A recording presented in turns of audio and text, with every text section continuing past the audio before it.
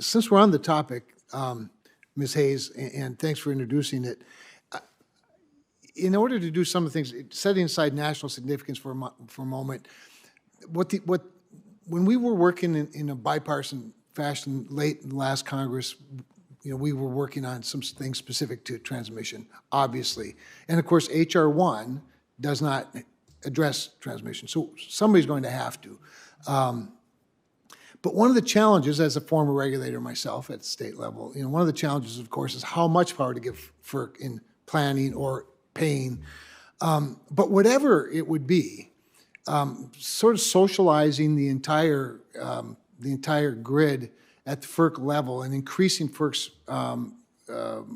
role in it all, including maybe DOE and national significance, automatically would trigger NEPA, would it not? And if it did trigger NEPA, don't we have to have some changes in the underlying NEPA laws, ESA and the other federal laws, if we're going to accomplish what several want to accomplish with regard to transmission, as well as some of the other things we're talking about?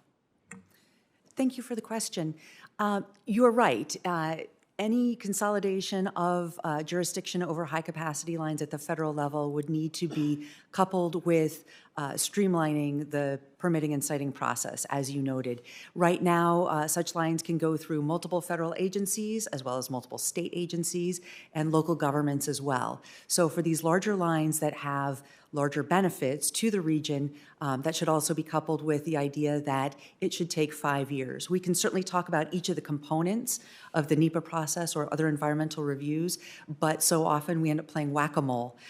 So instead, if we look at it from beginning to end, to get 5 years to that notice to proceed, which is what is needed before we can start turning dirt and putting steel in the ground, that would be very helpful to get these much-needed facilities installed. I hesitate to ask, but I'm going to anyway because my curiosity. I'm just interested in anybody that can help us find some ground where we acknowledge all the things you've just said, while at the same time paying close attention to the importance of a state's rights. I mean, as a state regulator, I loved citing transmission lines up to the Minnesota border, but I resented it when Minnesota cited them to the North Dakota border and then said, take it from here. So is there some sort of balance that's doable, that recognizes both the goal, but also, and on the pay front for sure, the socializing the costs across a broader area than uses the electrons. Give me your genius and find us some common ground. Legendary genius. That's a lot of pressure. So by setting a high threshold... I think I've created a monster here. Yeah, you might have. By setting a high capacity for these lines, 345 kV, 750 megawatts, that's only about 25% of the transmission. And then once you layer on having it cross 2 states or 150 miles, now you're down to something, much less than that. So, I've seen numbers around 10% of the transmission. So there still would be significant state jurisdiction over lines being sited. It's just these lines that have that greater national interest. Of course, states' input in terms of how things get sited in the state is very valuable, but it's really important to make sure that the broader regional interest is considered. And the Midwest has done a terrific job of partnering with its neighbors. Each Midwest state has done a great job of partnering with its neighbors to site transmission. We need to spread that around the country. Yeah. Well, common sense is less common in other places. I've noticed that.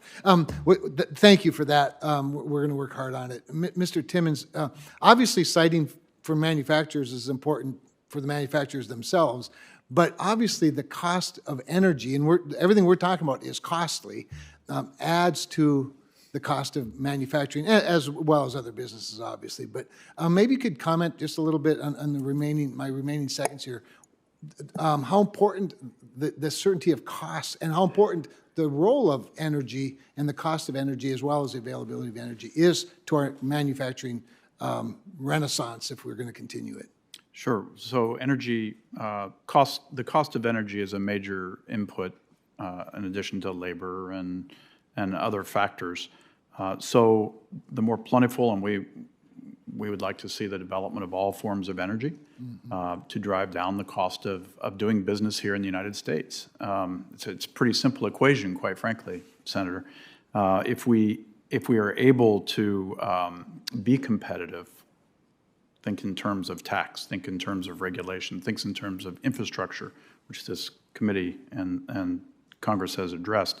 If we're able to drive down those costs, we can be competitive and we can produce anything in this country. I think during the pandemic, we saw very clearly that we needed to make more products here in the United States. And we needed to make sure that the next dollar invested was here. And the only way to do that is to make sure that we can control our costs.